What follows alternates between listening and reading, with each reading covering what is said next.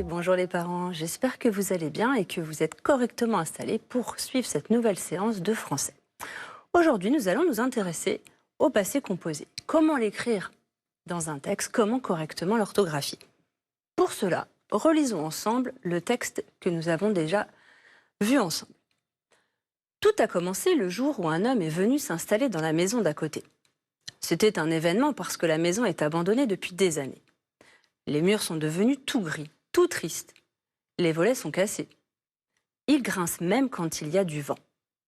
Tout autour, les mauvaises herbes et les ronces ont tellement poussé qu'elles m'arrivent aux épaules.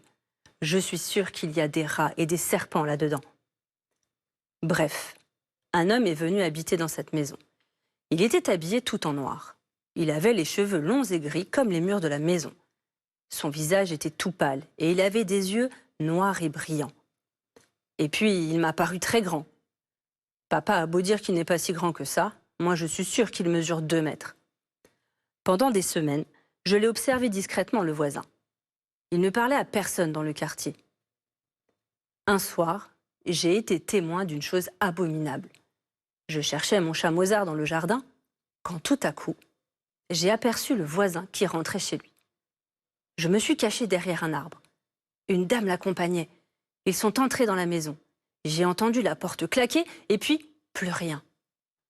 Et puis soudain, j'ai entendu un hurlement terrible, un cri d'horreur. Mon cœur s'est arrêté de battre. C'était affreux. Aucun doute.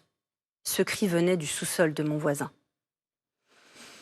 Ouf, ça fait un petit peu peur. On se demande un petit peu ce qui se passe. Tu te souviens ?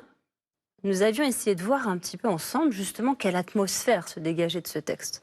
Là, je t'ai proposé une suite, mais déjà, on avait vu que une maison abandonnée, un homme étrange qui vient l'habiter, et là, des choses étranges sortent de cette maison, des bruits terribles.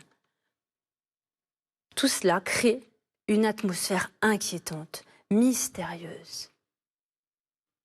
Comment l'auteur fait-il pour nous donner ces impressions-là? On l'a vu par la description, par le lien entre les différents éléments, et puis également par l'usage des temps.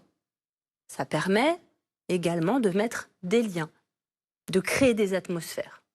Alors observons ensemble sur ces paragraphes quels sont les temps que l'auteur a utilisés. Ce que tu peux faire à la maison, c'est que tu prends ton cahier, tu repères les verbes et tu essayes de déterminer à quel temps ils sont conjugués. Par exemple, un homme est venu habiter dans cette maison. Qu'a fait cet homme-là? Il est venu. Est venu. 2 mots, on est au passé composé. Il était habillé tout en noir. Était, c'est le verbe être conjugué à l'imparfait. Je te laisse faire la suite avec les autres verbes.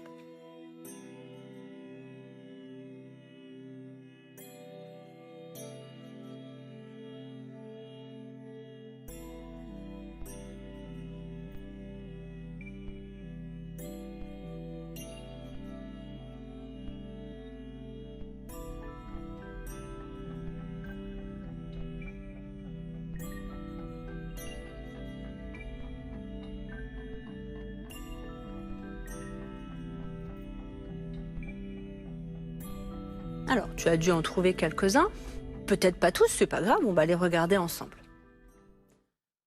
Alors, observons. On avait fait les 2 premiers, je t'ai un petit peu montré comment faire. Est venu, on a bien vu que c'était au passé composé.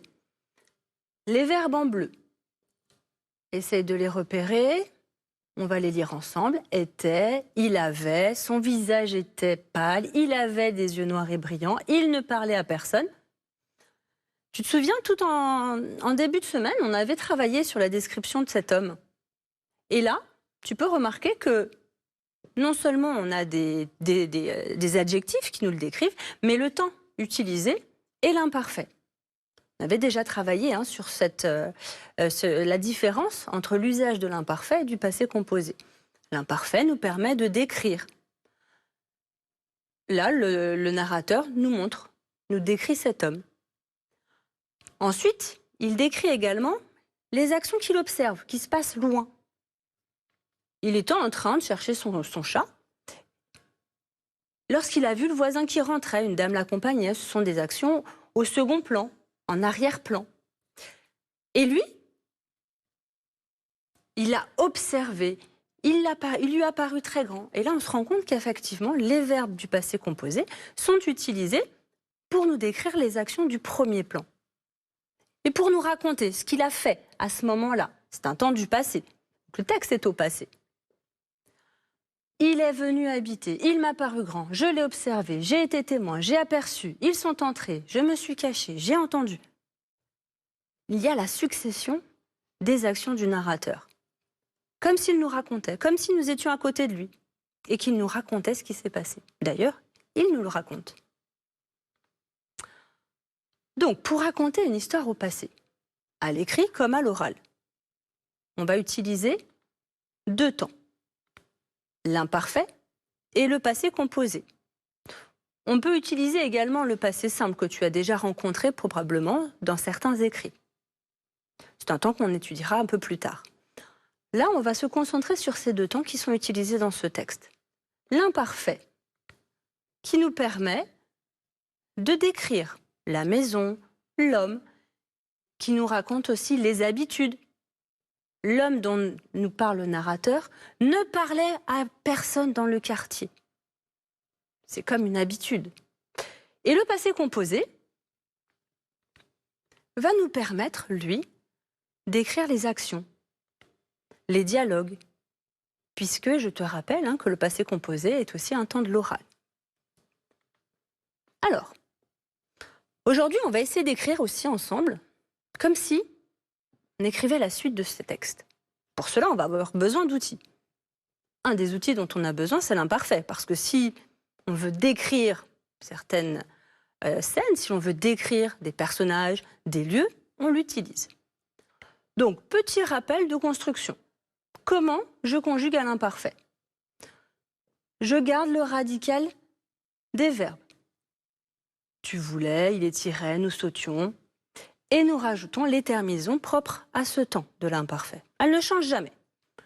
AIS, AIS, AIT, IONS, IEZ, AIENT. Pour les verbes du deuxième groupe, on garde le radical et on ajoute IC. Donc le I, les 2 S, et la terminaison de l'imparfait.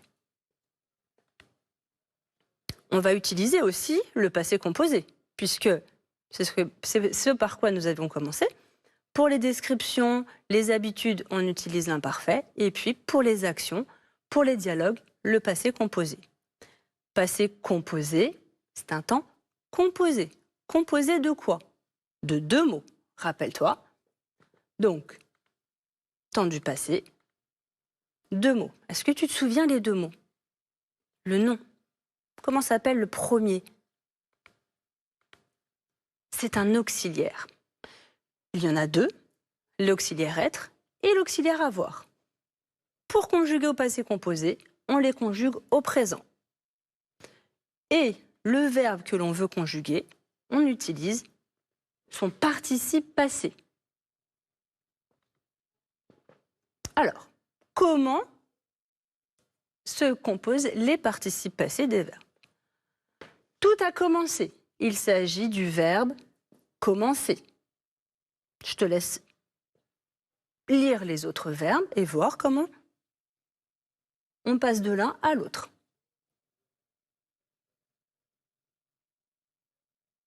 Est-ce que tu as remarqué les points communs? Les 3 premiers verbes, tout a commencé, les ronces ont poussé, j'ai observé. Lorsque je mets les verbes à l'infinitif, ils terminent par ER. Commencer, pousser, observer. Il s'agit des verbes du premier groupe. Il a choisi, il a bâti, il a fini. Lorsque je mets à l'infinitif, ce sont des verbes du deuxième groupe. Comment je les reconnais? Parce qu'avec nous au présent, nous choisissons. Rappelle-toi pour l'imparfait, je choisissais. On retrouve le I2S qui est la marque des verbes du deuxième groupe. Pour les verbes du premier groupe, le participe passé se fait donc en « et ». Pour les verbes du deuxième groupe, en « i ». A choisi, a bâti, a fini. On récapitule. Le verbe devient composé. Il se compose de deux éléments, de deux parties. L'auxiliaire, le participe passé. Les verbes être et avoir se conjuguent au présent. J'ai bâti, j'ai appelé.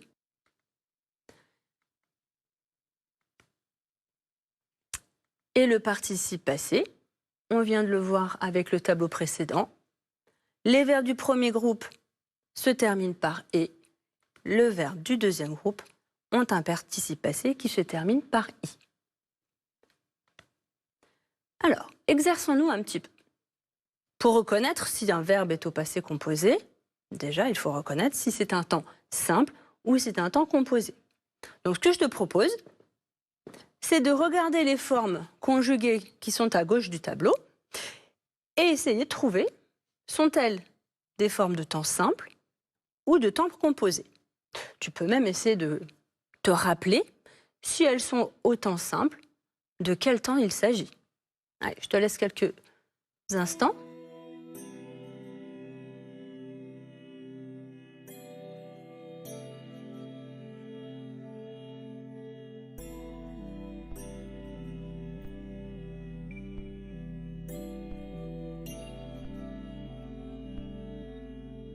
Alors, tu marchais. Tu, c'est le pronom. Marchait, le verbe. Il n'y a qu'une forme, c'est un temps simple. On est même à l'imparfait. Elle a applaudi. C'est le verbe applaudir, conjugué avec elle, avec l'auxiliaire avoir. Temps composé. Nous sortirons. Le pronom, le verbe conjugué, c'est un temps simple. Les coureurs ont bondi. Les coureurs, de qui on parle, ont bondi, c'est bien un temps composé. Les feuilles ont jauni. Le sujet, l'auxiliaire, le participe passé, c'est un temps composé. Et enfin, le professeur reviendra. Une seule forme pour le verbe, reviendra, c'est le verbe revenir, c'est donc un temps simple. À toi de conjuguer les formes maintenant. Les verbes sont entre parenthèses. Rappelle-toi, il faut deux formes. L'auxiliaire, le participe passé. Hier, dans ma chambre, le verbe jouer. On se rappelle, le verbe jouer, c'est un verbe du premier groupe. Donc, il a un participe passé en « et ». J', c'est la première personne du singulier. Hier, j'ai joué dans ma chambre. Mes parents, le verbe finir, leur travail. Est-ce qu'on dit avoir fini leur travail? Oui, donc au présent, l'auxiliaire avoir, mes parents ont, et le verbe finir, fini leur travail. À toi de faire la suite. Mon frère et moi, nous, le verbe aider, nos parents à préparer le repas. Il au pluriel, le verbe choisir, un film à regarder en famille.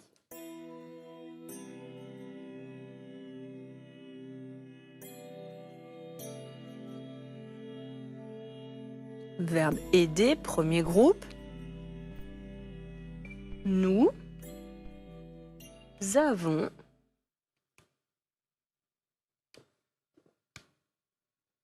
aidé nos parents à préparer le repas. Et enfin, ils ont choisi un film à regarder.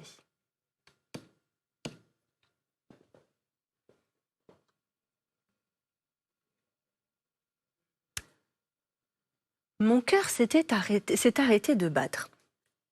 C'était affreux. Aucun doute, ce cri venait du sous-sol de mon voisin.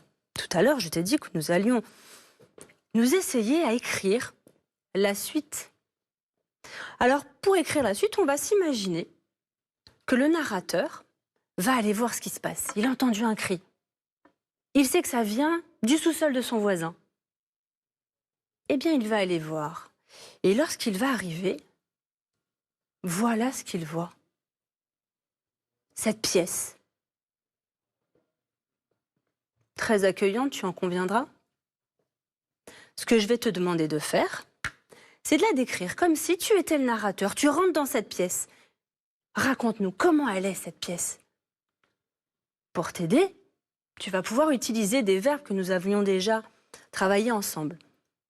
Laisser à l'abandon, grincer, paraître, des noms. Tu vois l'état des murs, des fenêtres, le sol. Et puis, tu peux utiliser aussi les adjectifs. Abandonné, cassé, jauni. Ce que tu peux faire, c'est bien évidemment utiliser ce qu'on a vu jusqu'à présent, c'est-à-dire le vocabulaire. Quel est le temps que nous allons employer? Tu es dans la description, tu nous racontes ce que tu as vu. Donc, tu vas utiliser l'imparfait. Je te laisse une petite minute pour essayer de former tes phrases. Mets-toi à la place du narrateur. Décris-nous cette pièce, ce sous-sol.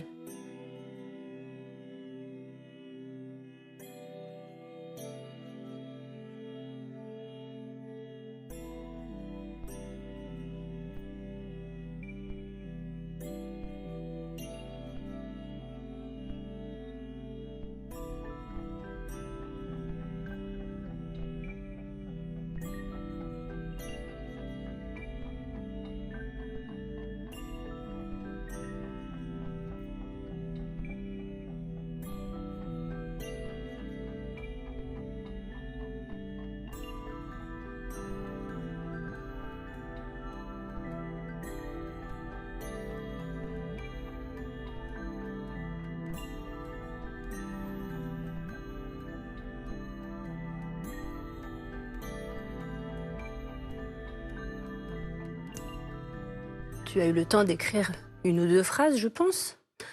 Alors, il y a plusieurs possibilités, plusieurs tournures de phrases, plusieurs manières de décrire cette pièce. Je t'en propose une qui pourrait correspondre à cette pièce.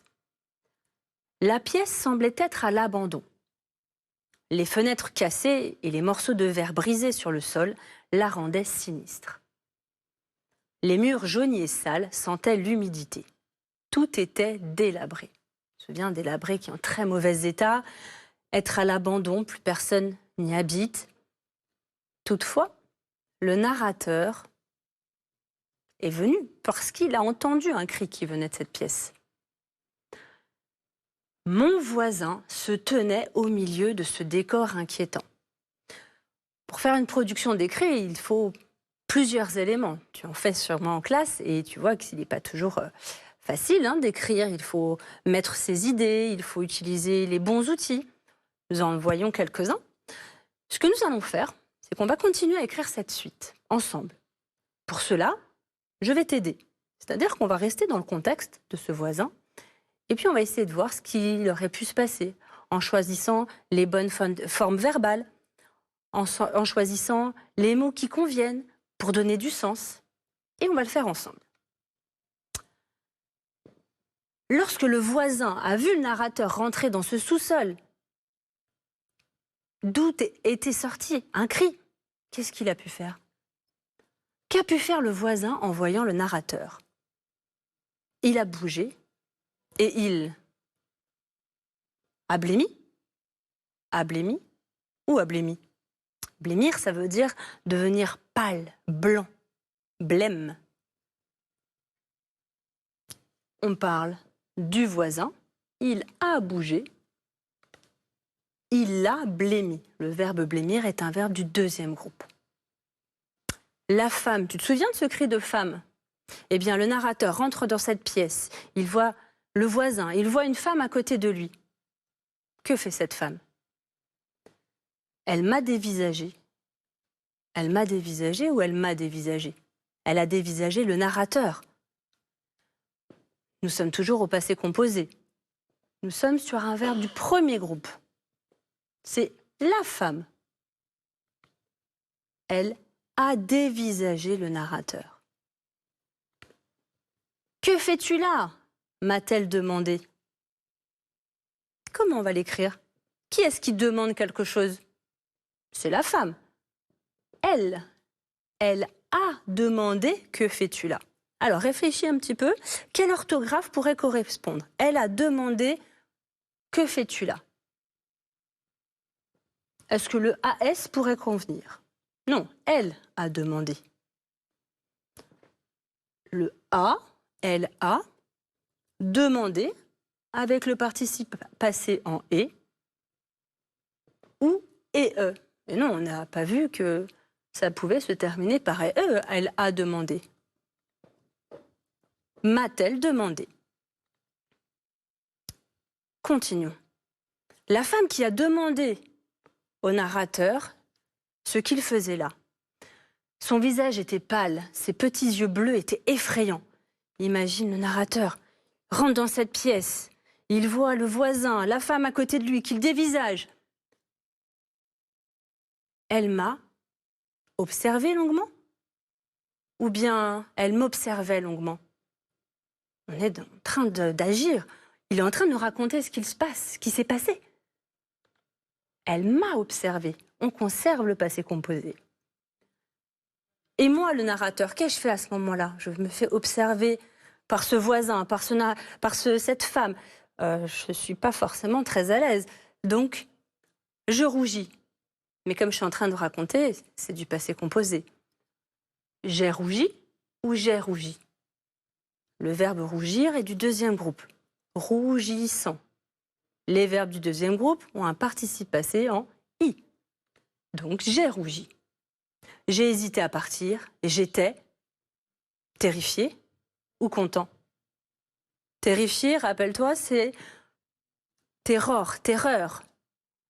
Si on remet tous les éléments bout à bout, je pense que le narrateur, en effet, était terrifié. Qu'a-t-il fait? Il a voulu partir. J'ai reculé ou j'ai reculé? On est en train de raconter. On est au passé composé. Donc, on va utiliser le participe passé. J'ai reculé. J'ai voulu partir, mais trop tard. Elle m'a attrapé le poignet. Qui a attrapé le poignet du narrateur? Elle, la femme. Elle l'a attrapé ou elle l'a attrapé? AS, tu as. A, elle a attrapé. Elle m'a attrapé le poignet et que s'est-il passé? Est-ce que je me suis réveillée? Ou bien je me suis réveillée? Ou bien je me suis évanouie? Il y a deux choses dans cette fin de texte. Au niveau du sens, est-ce qu'il est probable qu'il se soit réveillé? Et s'il avait fait un mauvais rêve? C'est cohérent. Mais si ce n'était pas un rêve, il a pu s'évanouir de frayeur, de terreur. Mais je me suis réveillée. Au niveau du sens, c'est correct. Si j'observe l'orthographe, nous sommes toujours en train de conjuguer au passé composé. On a les deux formes du passé composé, l'auxiliaire et le participe passé. L'auxiliaire et l'infinitif. Donc, ce n'est pas possible. Alors, tu vois que là, on a construit l'ensemble de la suite du texte. Ça demande beaucoup d'outils, ça demande beaucoup de choses. Et si je regarde le texte que nous avons construit ensemble, la pièce semblait être à l'abandon. Les fenêtres cassées et les morceaux de verre brisés sur le sol la rendaient sinistre. Les murs jaunis et sales sentaient l'humidité. Tout était délabré. Mon voisin se tenait au milieu de ce décor inquiétant. En me voyant, il a bougé et a blêmi. La femme à côté de lui m'a dévisagé. « Que fais-tu là » m'a-t-elle demandé. Son visage était pâle et ses petits yeux bleus étaient effrayants. Elle m'a observé longuement. J'ai rougi, j'ai hésité à partir, j'étais terrifiée. J'ai reculé, j'ai voulu partir, mais trop tard. Elle m'a attrapé le poignet et je me suis réveillée. Ou, si tu as choisi le verbe évanouir, je me suis évanouie.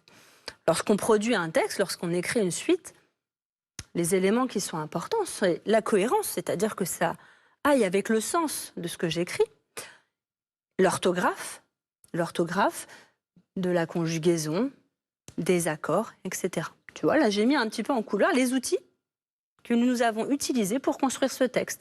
On a bien gardé le décor avec les verbes à l'imparfait, les différentes actions avec les verbes au passé composé, et puis l'orthographe, l'accord dans les groupes nominaux. C'est une suite possible que nous avons inventée. Si tu veux vraiment connaître la suite de cette histoire, tu peux prendre ce livre, L'assassin habite à côté. Et tu verras si nous sommes proches ou très éloignés de la fin réelle de ce livre. Bien, alors maintenant, on va pouvoir réutiliser tout ce qu'on a vu cette semaine, cette séance, dans la dictée du jour. Et je te la lis entièrement. Dans la pièce délabrée, son voisin terrifiant a enfermé une femme. Elle a poussé un cri que le narrateur a entendu. En fait, ses voisins étranges étaient des acteurs. On y va.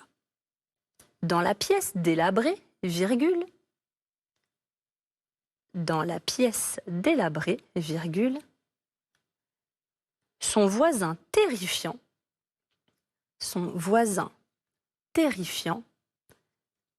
a enfermé une femme. Point. Dans la pièce délabrée, virgule, son voisin terrifiant a enfermé une femme. Point. Elle a poussé un cri que le narrateur a entendu. Elle a poussé un cri que le narrateur a entendu. Point. En fait, ses voisins étranges étaient des acteurs. Point. En fait, ses voisins étranges étaient des acteurs. Point. Je relis entièrement toute la dictée. Dans la pièce délabrée, virgule, son voisin terrifiant a enfermé une femme. Point. Elle a poussé un cri que le narrateur a entendu. Point. En fait, ses voisins étranges étaient des acteurs. Point. Pour te relire, je te rappelle un petit peu les astuces, c'est repérer les verbes, se rappeler et s'interroger sur leur temps, temps simple, temps composé, passé composé, imparfait, s'interroger sur le sujet de ces verbes pour pouvoir les orthographier correctement. Deuxième point, essayons de repérer les groupes nominaux. Les groupes nominaux avec le nom noyau, les déterminants et les adjectifs qui peuvent s'y rapporter. Allez, je te montre la dictée et on repère ensemble. Dans la pièce délabrée, groupe nominal, on parle de la pièce délabrée, donc accord avec la pièce. Son voisin terrifiant, le déterminant possessif et l'adjectif. A enfermé une femme. Mais au passé composé, on retrouve l'auxiliaire avoir et le participe passé. Elle a poussé un cri que le narrateur a entendu. On repère également les verbes, le verbe pousser, auxiliaire avoir, le verbe entendre avec l'auxiliaire avoir. En fait, ses voisins étranges étaient des acteurs. Ses voisins, ce sont les voisins du narrateur. Ils sont plusieurs. Et ce sont des acteurs. Eh bien, nous avons terminé pour cette semaine et cette séance. Je te souhaite une bonne après-midi et à bientôt.